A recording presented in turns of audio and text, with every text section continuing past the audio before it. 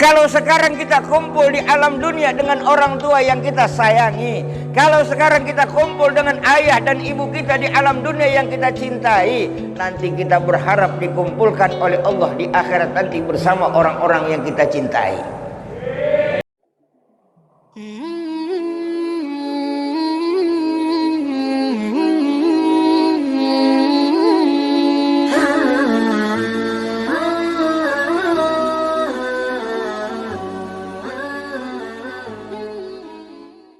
Assalamualaikum warahmatullahi wabarakatuh.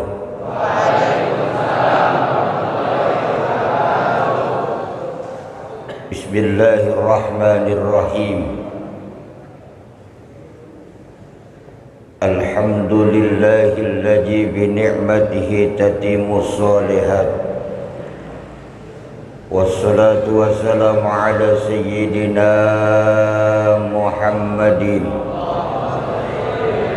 salatan tamla'u khajainallahi nura wa taqulu lana wal mu'minina wa farjan wa farhan wa surura wa ala alihi wa sahbihi wa sallaman tasliman katsira. Amma ba'du, hadratul mukarram,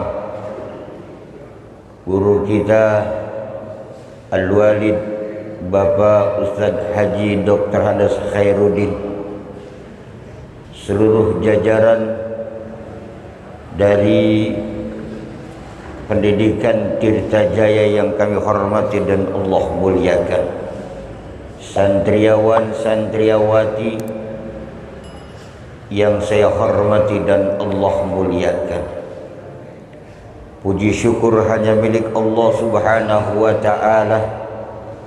Salawat salam semoga Allah limpahkan keharibaan junjungan Nabi besar kita Nabi Muhammad sallallahu alaihi wasallam.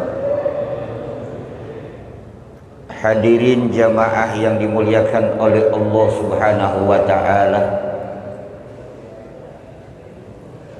salah satu yang diharapkan daripada orang-orang tua kita adalah mempunyai keturunan yang soleh dan soleha. Pantas kalau orang-orang tua kita dulu sering berdoa, pantas kalau saat ini kita pun sering berdoa kepada Allah subhanahu wa ta'ala, Rabbana hablana min ajwajina wa dzurriyyatina qurratal a'yuni waj'alna lil muttaqina imama. Orang tua kita sering berdoa kepada Allah bahwasanya mereka memohon kepada Allah diberikan keturunan yang soleh dan soleha. Bukan hanya diberikan keturunan yang soleh dan soleha, tapi orang tua kita berharap kepada Allah subhanahu wa ta'ala agar diberikan keturunan-keturunan yang enak dipandang mata. Enak dipandang mata bukan berarti mempunyai wajah yang ganteng. Enak dipandang mata bukan mempunyai berarti berwajah cantik. Apalah gunanya mempunyai wajah yang ganteng tapi tidak mempunyai akhlakul karimah. Apalah gunanya mempunyai wajah yang cantik tetapi tidak mempunyai budi pekerti yang bagus. Maka pantas kalau dalam sebuah kitab Rasulullah sallallahu alaihi wasallam bersabda, innal wajaba ala walidihi salasu. Tugas orang tua terhadap anaknya ada 3 perkara. Yang pertama, wa khairu asma'u, memberikan nama yang terbaik untuk si anak. Kalau ada peribahasa kita sering mendengar, kalau ada kata-kata mutiara yang sering kita dengar, apalah arti sebuah nama? Ternyata memberikan satu nama yang baik buat si anak adalah merupakan kewajiban orang tua. Cuma sangat disayangkan orang tua zaman sekarang, orang tua zaman now. Tahu zaman now? Tahu zaman now? Terkadang orang tua memberikan nama biar anaknya namanya bagus, biar namanya anaknya namanya keren.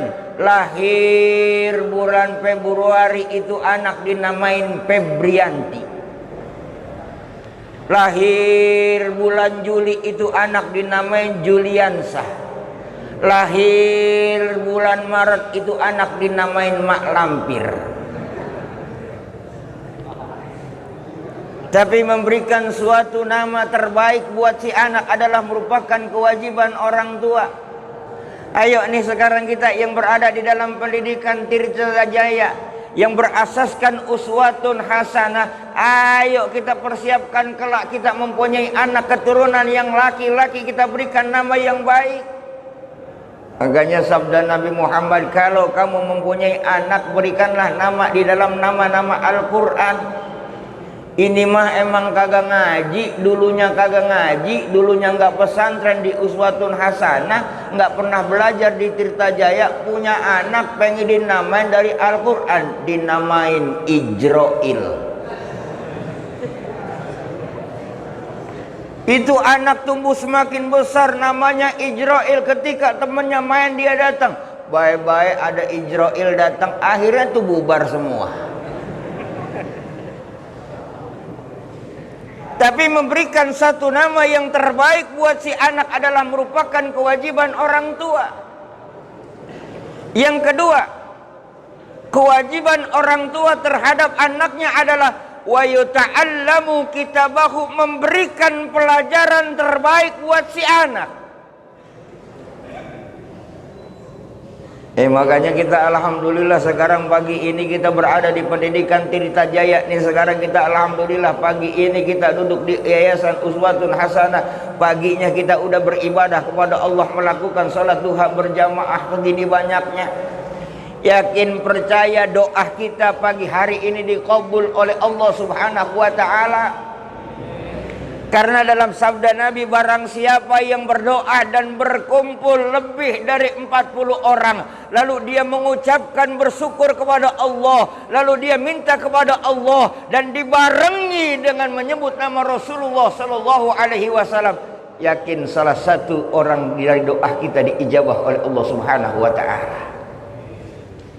Ini satu asas pendidikan buat kita. Ini satu mako, itu satu dasar buat kita. Kalau kelak nanti kita sudah menjadi besar, ayo didik anak kita dengan pelajaran Al-Quran dan pendidikan-pendidikan agama yang saat ini kita sedang jalani. Makanya kalau dalam hadis Nabi Muhammad SAW, ciri-ciri kiamat ini sekarang sudah nampak. Di mana ciri-ciri kiamat? Ada seorang sahabat bertanya kepada Rasulullah, "Inna min asyaratis sa'ah ya Rasulullah, apakah ciri-ciri kiamat itu?" Maka Rasul menjawab, ciri kiamat kelak nanti di alam dunia adalah seorang anak yang sudah bisa membudakkan orang tuanya. Na'udzubillah min. Banyak enggak sekarang anak nyuruh-nyuruh orang tua? Banyak enggak? Banyak apa kagak? Sekarang sudah nampak berapa banyak anak-anak yang tidak pernah mengenyam pendidikan, berapa banyak anak-anak yang tidak pernah belajar tentang agama. Sekarang kerjaannya ketika dia berhasil di alam dunia, orang tuanya dijadikan budak. Ini ciri kiamat yang dikatakan oleh Rasulullah Sallallahu Alaihi Wasallam. Hadirin yang saya hormati dan Allah muliakan. Makanya orang tua kita berdoa, berikanlah anak saya yang enak dipandang mata. Enak dipandang mata dalam artian apa? Mempunyai akhlak yang bagus, mempunyai budi pekerti yang bagus, mempunyai pendidikan agama yang bagus. Makanya kita nih sekarang di pendidikan di Tirta Jaya, otak boleh Jerman tapi hati tetap Mekah. Otak boleh Inggris tapi hati tetap Madinah. Artinya apa? Boleh kita mengecam pendidikan setinggi apapun, S1, S2, S3, S-Doger, S-Mambo,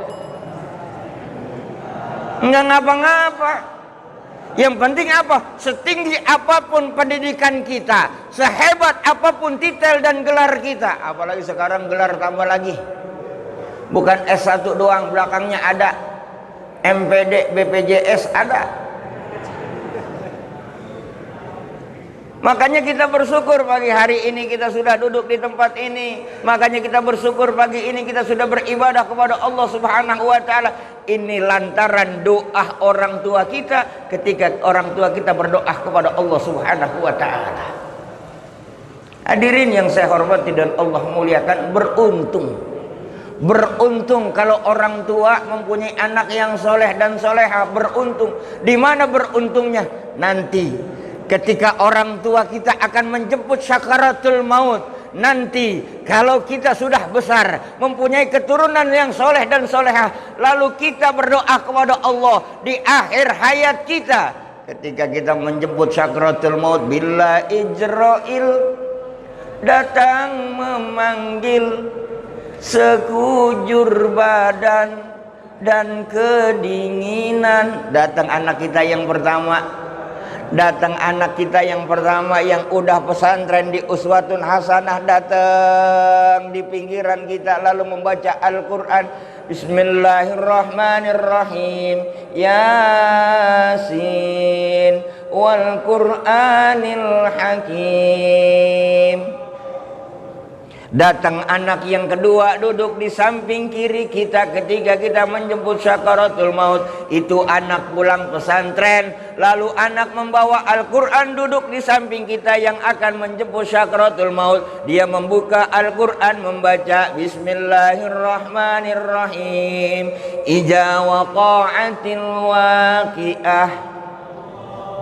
Datang anak yang ketiga emang belum bisa baca Al-Quran. Dia ngomong sama orang tuanya, dia ngomong sama kita, Pak, Mama, ikutin kata-kata saya, la ilaha illallah Muhammadur Rasulullah.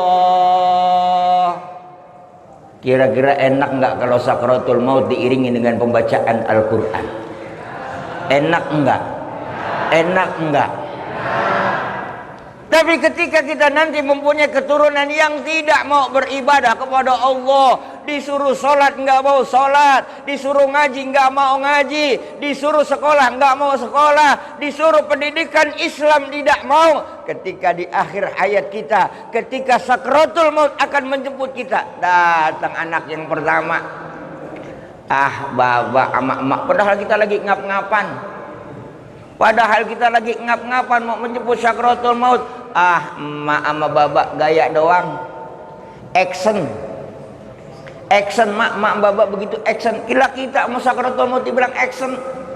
Datang anak yang kedua, mak emang nggak pernah sekolah ini bocah, emang nggak pernah mau sembahyang ini bocah, nggak mau sholat ini bocah. Datang anak yang kedua ketika kita menjemput sakaratul maut, apa katanya? Mak, bapak, tenang aja, udah silakan meninggal dunia. Urusan tanah urusan saya, urusan mobil urusan saya, urusan warisan urusan saya. Kata emak sama bapaknya yang mau meninggal dunia, gua kagak jadi mati. Gua belum mati aja lu udah rampok tuh. Makanya ayo yang mempunyai anak, ayo masukkan anak-anak kita ke pendidikan Islam. Ayo masukkan anak-anak kita ke pendidikan yang berasaskan ajaran agama dan ajaran Rasulullah. Karena apa? Kenikmatan yang akan kita raih kelak, mempunyai keturunan yang soleh dan soleha adalah mereka bisa mendoakan kita ketika kita sudah meninggal dunia. Karena apa? Allah Subhanahu wa taala berfirman dalam Al-Qur'an, alladzina wataba'athum dzurriyyatahum bil iman. Kalau sekarang kita kumpul di alam dunia dengan orang tua yang kita sayangi, kalau sekarang kita kumpul dengan ayah dan ibu kita di alam dunia yang kita cintai, nanti kita berharap dikumpulkan oleh Allah di akhirat nanti bersama orang-orang yang kita cintai. Kalau sekarang kumpul nih, ini ada berapa orang nih? Ada berapa orang semuanya? Ada berapa orang? Sekarang banyak, ya banyak lah. Sekarang di alam dunia kita kumpul seperti ini, dan di akhirat pun kita akan dikumpulkan oleh Allah seperti ini pula. Tapi dengan satu catatan, kita masih beriman kepada Allah dan beriman kepada Rasulullah sallallahu alaihi. Hadirin yang saya hormati dan Allah muliakan. Ayo, mumpung masih muda, mumpung masih diberikan kesehatan oleh Allah, mumpung masih ada kesempatan yang Allah titipkan buat kita, ayo kita kejar kehidupan akhirat. Ayo kita kejar bekal akhirat sebanyak-banyaknya. Kita sambil pendidikan, kita berharap nanti akhirat. Ayo jangan mikirin dunia, mikirin akhirat. Mikirin akhirat, dunia akan ikut. Makanya kita nih umat Rasulullah itu dikategorikan oleh Allah dalam Al-Quran 4 bagian. Satu baik, jangan semuanya ya. Satu baik karena waktunya durasi nggak lama. Ya, durasi nggak lama. Yang pertama, dalam Al-Quran umat Rasulullah, manusia di alam dunia ini dikategorikan oleh Allah. Yang pertama, Rabbana atina fid dunya hasanah wa ma lahu fil akhirati min khalaq. Nih, jangan sampai ada pada diri kita seperti apa yang dikatakan oleh Allah dalam Al-Quran.